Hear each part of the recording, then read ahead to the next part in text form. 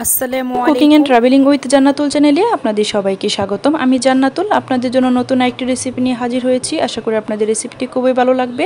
আজকে আমি আপনাদের তৈরি করে দেখাবো চিকেন পুলি পিঠা রেসিপি।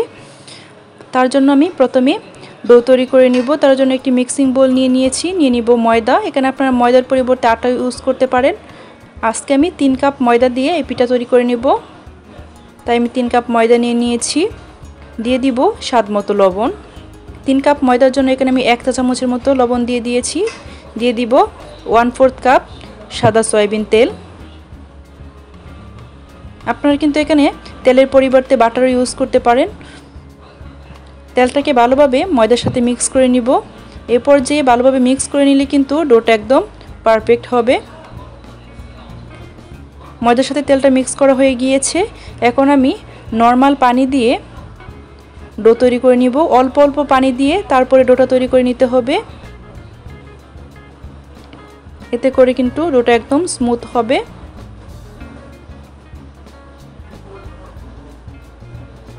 এই যে আমি অল্প অল্প পানি দিয়ে একটা ডো তৈরি করে নিয়েছি। এখানে আমি নরমাল পানি রেখেছি প্রায় 1.5 কাপের মতো। আপনাদের পানি পরিমাণটা কম বেশি লাগতে পারে। এখন আমি ডোটাকে রেস্টে রেখে দিব আধা ঘন্টার জন্য। চলে যাব চিকেন পুর তৈরি করতে। তার জন্য একটি কড়াই বসিয়ে কড়াইতে পানি দিয়ে দিয়েছি পর্যাপ্ত পরিমাণে। দিয়ে দিলাম আদা রসুন বাটা। আদা রসুন বাটা নিয়েছি 1 চা চামচের মতো। দিয়ে দিব সামান্য পরিমাণে লবণ। এখন দিয়ে দিব আগে থেকে কেটে পরিষ্কার করে রাখা চিকেন। এখানে আমি চিকেন নিয়েছি ব্রেস্ট পিস। চিকেনগুলোকে আমি বড় বড় করে কেটে দিয়েছি। আপনারা চাইলে কিন্তু চিকেনটাকে কিউব করে কেটেও সিদ্ধ করে করতে পারেন, তাহলে কিন্তু তাড়াতাড়ি সিদ্ধ হয়ে যাবে। চিকেনটাকে প্রায় 7 থেকে 8 মিনিটের মতো সিদ্ধ করে নিয়েছি। এখন একটু নেড়ে ছেড়ে দেব। চিকেনটা কিন্তু ভালোভাবে সিদ্ধ হয়ে গিয়েছে। এখন আমি এটাকে সাইড করে রেখে দিব। সেম হাঁড়িতে আমি বসিয়ে তেল দিয়ে দিলাম পরিমাণ মতো। তেল দিয়ে দিব পেঁয়াজ কুচি। এখানে আমি পেঁয়াজ কুচি নিয়েছি 1 কাপের মতো। এই চিকেন কিমাতে কিন্তু একটু পেঁয়াজের পরিমাণটা বেশি দিতে হয়, তাহলে কিন্তু খেতে বেশি ভালো লাগে। পেঁয়াজটাকে কিন্তু ব্রাউন করব না, সামান্য একটু ভেজে দিয়ে দিলাম সামান্য পরিমাণে আদা রসুন বাটা। যেহেতু আগে থেকেই চিকেনে আদা রসুন বাটা দেওয়া ছিল, তাই আমি বেশি পরিমাণে দেইনি। দিয়ে দিলাম 1 চা চামচের মতো জিরা গুঁড়া। এখানে কিন্তু আমি ভাজা জিরার গুঁড়া ইউজ করেছি। আপনারা চেষ্টা করবেন ভাজা জিরার গুঁড়া ইউজ করতে। দিয়ে দিব গরম মশলা গুঁড়া। গরম মশলা গুঁড়াও নিয়েছি 1 চা চামচ। দিয়ে দিব 1 চা চামচের মতো টমেটো কেচাপ। সামান্য পরিমাণে সয়া সস। আমি কিন্তু একটা মশলা দিয়ে তারপরে নেড়ে দিচ্ছি যাতে করে পুড়ে না যায়। যেহেতু এখানে তেলের পরিমাণটা কম, তাহলে কিন্তু পুড়ে যাওয়ার চান্স বেশি থাকে। দিয়ে দিলাম চিকেন কিমা। চিকেনগুলোকে আমি সেদ্ধ করে তারপরে এরকম ছিঁড়ে দিয়েছি হাত দিয়েই। আপনারা চাইলে কিন্তু ব্লেন্ডারে কিমা করে নিতে পারেন। নেড়ে ছেড়ে এখন অ্যাড করছি কাঁচামরিচ কুচি। কাঁচামরিচ কুচি দিয়ে আবারও নেড়ে দিচ্ছি। আমি কিন্তু একটা মশলা ইউজ করছি, আবার নেড়ে দিচ্ছি। এখন অ্যাড করব সামান্য পরিমাণে লবণ। যেহেতু চিকেনে আগে লবণ দেওয়া ছিল, আবার সয়া সসও লবণ, তাকে আপনারা কিন্তু লবণটা চেক করে তারপরে দেবেন। এখন অ্যাড করব সামান্য পরিমাণে সাদা গোলমরিচের গুঁড়া। এখানে কিন্তু কালো গোলমরিচের গুঁড়ো ব্যবহার করলে বেশি ভালো হয়। আমার কাছে কালো গোলমরিচের গুঁড়ো ছিল না, তাই আমি সাদা গোলমরিচের গুঁড়ো ব্যবহার করেছি। আমি কিন্তু চুলা অফ করে দিয়েছি। চুলা অফ করে সামান্য পরিমাণে কাঁচা পেঁয়াজ কুচি এবং ধনিয়া পাতা দিয়ে দিয়েছি। এটা অপশনাল, আপনারা চাইলে অ্যাড করতেও পারেন, আবার স্কিপও করতে পারেন। কিন্তু এভাবে অ্যাড করলে আমার কাছে খেতে ভালো লাগে, তাই আমি অ্যাড করেছি। আমার চিকেন কিমার পুরটা কিন্তু একদম রেডি। এখন চলে যাব পিঠা তৈরি করতে। তার জন্য এখানে আমি বেলুন পিড়ি এবং চিকেন পুর এবং ময়দার ডোটা নিয়ে নিয়েছি। সামান্য পরিমাণে ডো নিয়ে নিব। এরকম গোল শেপ করে ময়দাতে দিয়ে নিচ্ছি যাতে করে রুটি বেলতে সুবিধা হয়। বেশি পাতলাও না, বেশি মোটাও না, এরকম টাইপের একটা রুটি তৈরি করে নিব।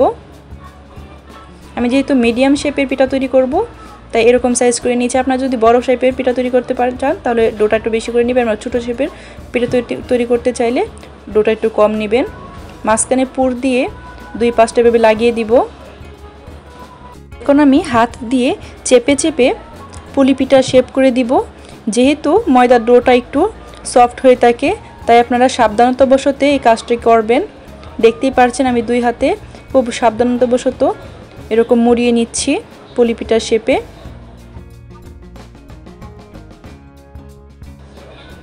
পিঠা রেডি হয়ে গিয়েছে।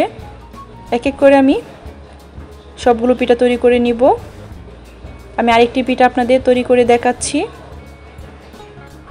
আপনারা হয়তো বললে বুঝতে পারবেন না, ভালোভাবে ভিডিওটি খেয়াল করলে আপনারা বুঝতে পারবেন আমি কীভাবে তৈরি করছি। আপনারা যারা আমার ভিডিও দেখেন, আমার ভিডিও পছন্দ করেন কিন্তু এখন আমার চ্যানেলটিকে সাবস্ক্রাইব করেননি, তাদেরকে আমার চ্যানেলটিকে সাবস্ক্রাইব করার অনুরোধ রইল।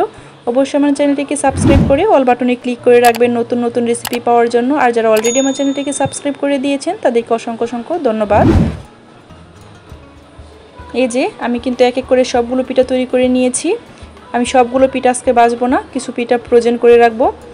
এভাবেই ডিপ ফ্রিজে রেখে দিলে হালকা শক্ত হয়ে আসলে একটি এয়ারটাইট বক্স কিংবা পলিতে করে আপনারা প্রায় 1 মাসের মতো সংরক্ষণ করে খেতে পারবেন। আমি আপনাদের কিছু পিঠা ভেজে দেখাচ্ছি। কড়াইতে আমি পর্যাপ্ত পরিমাণে তেল দিয়ে দিয়েছি। তেল দিয়ে হালকা আঁচে আমি পিঠাগুলো ভেজে নিব। তেলটা কিন্তু বেশি গরম করতে যাবেন না, তাহলে কিন্তু পিঠাগুলো পুড়ে যাবে এবং ভিতর দিয়ে হবে না।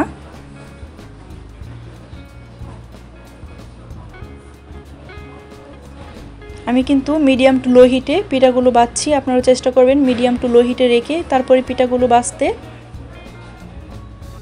এই পিঠাগুলো কিন্তু বিকালের নাস্তায়, বাচ্চাদের টিফিন কিংবা মেহমান আসলেও আপ্যায়ন হিসেবে দিতে পারেন। যেহেতু এগুলো ফ্রোজেন করে রাখা যায় তাই একসাথে অনেকগুলো বানিয়ে রাখলে বাচ্চাদের স্কুলে দিতে অনেক সুবিধা হয়। আমি কিন্তু অল্প আছে পিঠাগুলোকে ভেজে নিচ্ছি। কাঁটা চামচের সাহায্যে আমি বারবার উল্টিয়ে পাল্টিয়ে দিচ্ছি যাতে করে এক সাইডে বেশি লাল হয়ে না যায়। আমি বাসায় বানানোর পরে কিন্তু সবাই অনেক পছন্দ করেছিল। আপনারা চেষ্টা করেন বাসায় ভাবে পিঠা তৈরি করে নিতে, খেতে কিন্তু অসম্ভব মজা হয়ে থাকে। এই যে উল্টিয়ে পাল্টিয়ে আমি পিঠাগুলো ভেজে নিয়েছি। এই পর্যায়ে আমি পিঠাগুলো নামিয়ে নিচ্ছি। এটা কিন্তু পরে আরও ভালো কালার হবে। আমি আরও কিছু পিঠা ভেজে নিব। আমি আপনাদের একটা পিঠা ভেঙে দেখাচ্ছি কতটা ক্রিস্পি এবং সফট হয়েছে। এই যে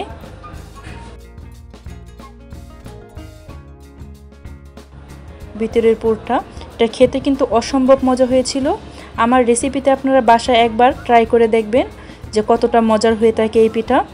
আমি নিজে বানিয়েছি বলে বলছি না, পিঠাটা কিন্তু খেতে অসম্ভব মজা হয়েছিল। অবশ্যই আপনারা আমার রেসিপি ফলো করে বাসায় ট্রাই করে খেয়ে দেখবেন এবং কেমন হয়েছিল আমার কমেন্ট বক্সে কমেন্ট করে জানাবেন। ধন্যবাদ সবাইকে এতক্ষণ আমার পুরো ভিডিও দেখার জন্য। আল্লাহ হাফিজ।